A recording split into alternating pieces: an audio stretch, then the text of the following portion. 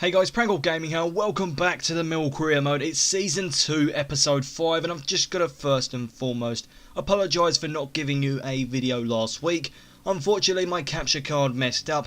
I explained it in my last Talk the Wall podcast, which obviously it wasn't the best of scenarios, but we're now back, we're ready to go, and well, in today's games we have Aston Villa, Birmingham, and that huge game against Braga in the European trophies, where we really want to get ourselves into a main stake. We want to try and be a European heavyweight. I know it's going to ask for a lot, but we've got to give it a go. So all I can say is let's get into the team selection against Aston Villa, and hopefully we can have a good episode. So this is the team I've gone with. Archer in goal, Cooper and Hutchinson as the two centre backs, the left back of Joe Marlin, the right back of Romeo. Jabali Aribi comes in the right midfield position, pushing David Worrell out to the left. The two centre midfielders are Scowen and Vilbala, and up top are the two usuals in Thierry Ambrose and Nua Dicko. On to the substitutes bench, we have Shane Ferguson, Lee Gregory, Enric Saborit, Shane Ward, Webster, Fred and Alexander. So really the normal players on the bench. So let's just get into this tie and see where it takes us. I'm hoping for an interesting game nonetheless. Squad screams quality and potential in players like Jack Grealish, who's got the ball now. Oh, and he might actually score. He doesn't. And I'm quite thankful for the fact that the crossbar / the post saved us there. And we can now move forward on our own attack with Jabali Aribi, who is Scowen, to Thierry Ambrose. This is where it gets interesting. The player can half run.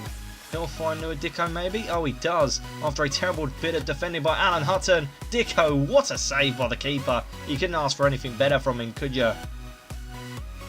Gilles, what can he do with the ball? He's going to try and cross it in here. Well, thankfully Archer got something to it, but I'm not really thinking it was that great. But somehow Hutchinson is the player leading it forward. That's something you don't see too often. But he will find Nua Dicko with a fantastic pass. Dicko to try and cross it in for Thierry Ambrose. Oh, it's gone in.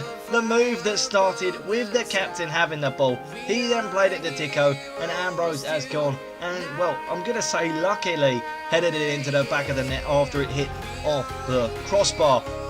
What a way to introduce ourselves into this game. Well, I mean, it's been such a long time, but getting the lead is something really, really important. I mean, let's be honest. I just hoped that would happen. I just hoped that something would happen in terms of getting it in. And, well, a little bit of luck, I'm going to be honest, yes. But nonetheless, it's gone in. We're beating Villa, which I've heard is not very easy at best of times. So this is a crucial lead. And, well, it will be Ambrose's third in the Championship. He's not doing too bad where he didn't score goals in League One. Scores on the doors at half-time. Bournemouth are beating Queen's Park Rangers.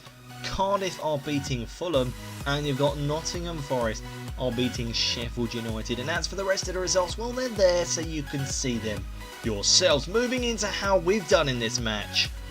I mean, we have been the dominant side. I'm going to be honest, it looks really like that. Apart from possession, which the computer usually dominates with possession, we've done really well with our chances. We've had a little bit more on target. Obviously, we've just got to keep hold of this lead now. That's all I can ask for from the team. This would be an amazing result. So let's just get into the second half and see how it goes. The guy that should be so easy on paper to beat. And now it's with Jordan Ayew, who could go through. What a save by Archer there. He just about got something on it. If we have a look at this again, he just, I mean, it wasn't much, was it? But he just stopped the trajectory of the ball, and that's gone out for a corner. At the top for Worrell. Worrell now needs to beat his worst enemy in Hutton.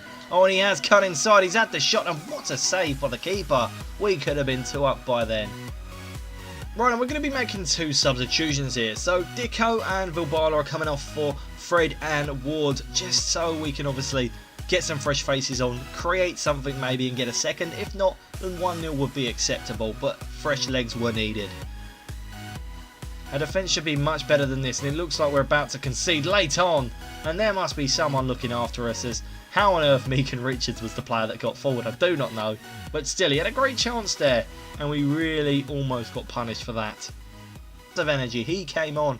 He can definitely get past some players. He's going to do some skills, hopefully, to get past. He lays it off to Scowen, I believe that was, who puts it into the back of the net. We have secured the lead very late on. I'm not going to lie, I got nervous towards the end of this match, but Fred comes in, and it was Scowen indeed to put it in the back of the net. It was a tidy finish by the midfielder who's trying to put his mark on this Millwall team. Obviously joining in replacement to Williams, and well, hopefully he can do a lot more of that, as that has just created a 2-goal lead over a very, very strong side in this division. And obviously, as it says, it's his first in the championship this season, and that is a very important goal. Well, with this game, we just about performed better than Villa, but it was a game that easily could have gone the other way. So all I can say is we fought our battle, we did it, we actually got the 2-0 lead in the end. Despite everything, that's a solid performance. So let's just move on to playing Birmingham, and really I'm just getting so eager to play this game against Braga. I can't wait. So let's just get into the team selection against Birmingham unless anything else comes up in the meantime. And this is the team selection for the game against Birmingham City. We're obviously away from home. So we're going with Alexander in goal. 2 centre-backs of Hutchinson and Cooper. The left-back is Ferguson for the first time this season. Romeo's the right-back. The right midfielder is Aribi. 2 centre midfielders are Butcher and Thompson. Wild is the left midfielder, and then the 2 strikers are Gregory and O'Brien. We've gone with this team because we just need to rotate some players so we can have some fit for the game in Europe. Now onto the bench we have Cox, Dicko, Saborit, Ward, Webster, Evans and King. So hopefully we shouldn't have to turn to the bench too much, but we do have some players there if need be. So let's just get into this game and see how we perform away from home against Birmingham. In a great bit of space here as he can get forward with the ball. Gregory, still going Lee Gregory. This is perfect for him. Gregory, oh my word, what a save by the keeper there. And obviously that means that it's still 0-0. Not really going to know, but he is going to whip it in. Hopefully get someone's head to it, and we do. There we go. I believe it's Aidan O'Brien there with their header. We have the 1-0 lead. As much as you can ask for, to be honest. We are doing very well. Obviously above my expectations. That's a great floated cross, and O'Brien's beat the defender there. I believe it's Michael Morrison, who's not actually that hard to beat. Or he's very hard to beat, should I say. He's not easy to beat because he's very strong, a good physical player, and well, O'Brien can get as many goals as he wants because he really wants to get himself in the shop window for the teams that want him. Scores on the doors at half time. Cardiff City are beating Charlton. Middlesbrough are beating Ipswich, and the result at the bottom is Rotherham United are drawing 0-0 with Blackburn Rovers. And as for the rest of the results, well, they're there so you can see them yourselves.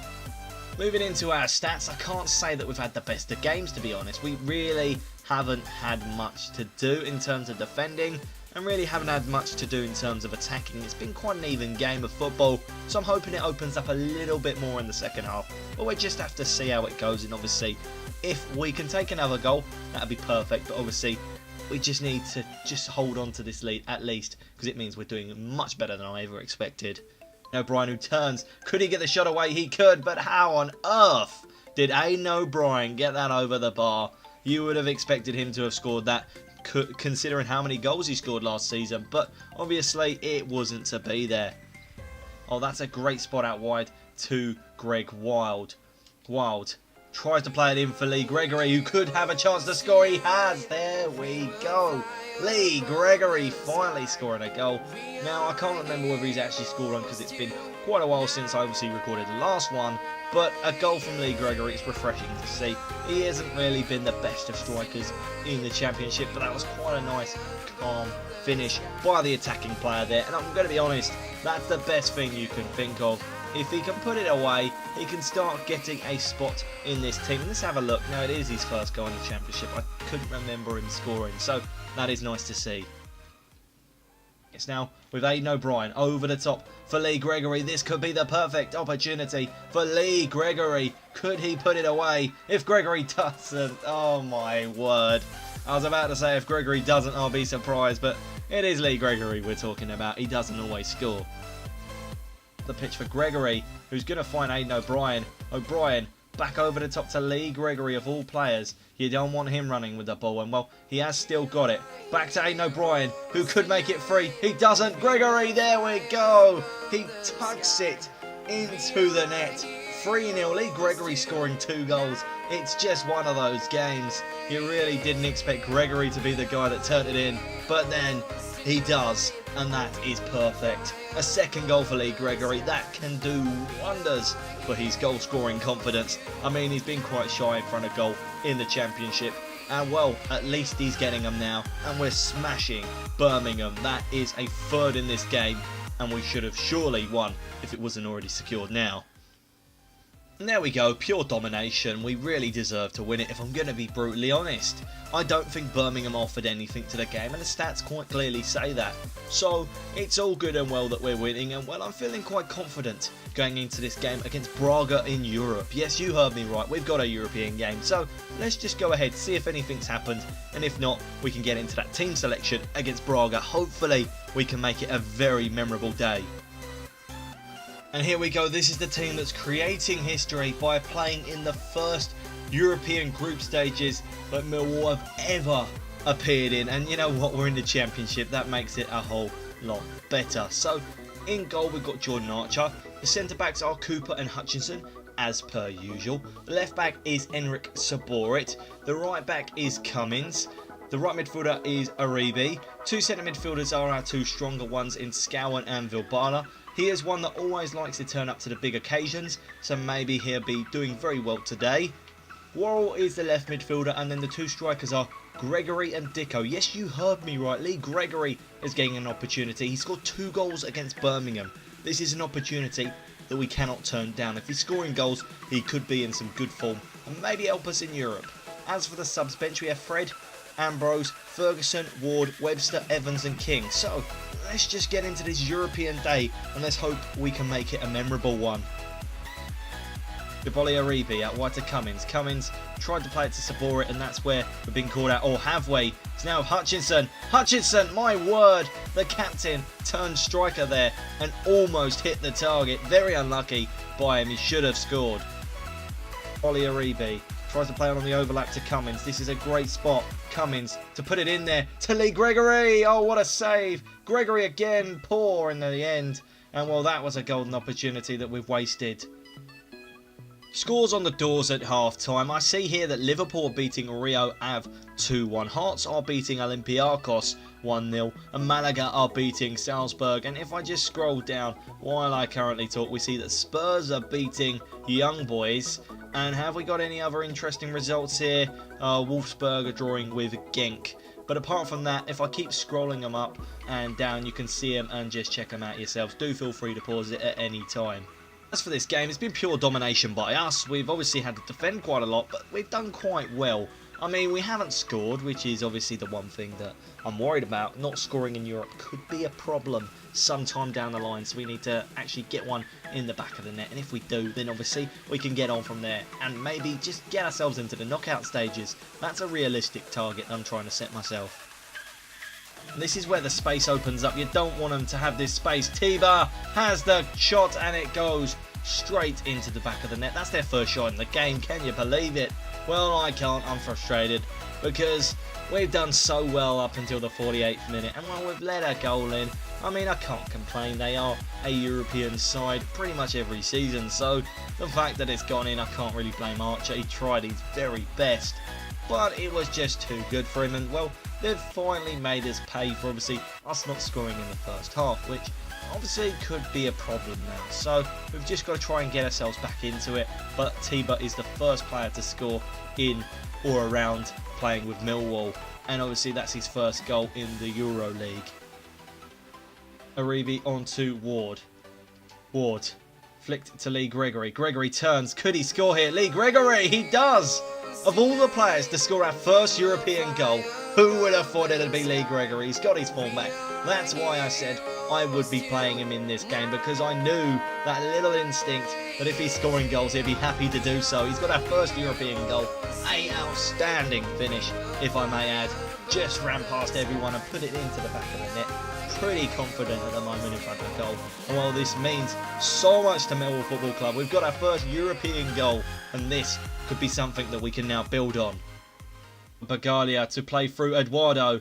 Eduardo, what can he do with the ball? He looks like he could have scored there. And well, thankfully, Archer made the save and it's gone out for a corner. We've got to try and stop him here. And well, we don't. It's now with Argus, who has the shot. It is just over the bar. We can count ourselves lucky there. Well, in the end, this game turned into something, a 1-1 draw. Obviously, it's upsetting not to have won this game in Europe, and it is a home game, so you need to take as many of your home games and win them. But obviously, we haven't. This kind of complicates things, but we do have games where we can come back, we can fight, and we can give it our all. This is Europe. This is where the big stage is. We've got to try and keep hold of these sort of results, and well, at least we didn't lose it. We could have at points in this match. So let's quickly have a look at the league table, and then we can end the episode there. As for the league table, we are top of the championship. What can I say? We are unbeaten. It has been an amazing run so far. As for the playoffs, all the teams below us as well, we've got Palace below us, obviously one of our big rivals. Preston, Villa, Bournemouth and Middlesbrough are in the playoffs. And as for the relegation zone, Birmingham City, Brighton and Charlton Athletic. Charlton, one of our rivals, obviously struggling at the moment, which kind of is good to see if I'm not trying to be too selfish. But obviously that's the league table, soak it in. There's not really too much to worry about at the moment, because we've only just started. I mean, we've played 7 games, quite a lot of teams have played 8, so really there's nothing to worry about, and well, we can just get into the next episode next week, and hopefully it'll be just as good, and we can continue this great run that we're on, and maybe, who knows, we could hold our own in this championship. So until then, goodbye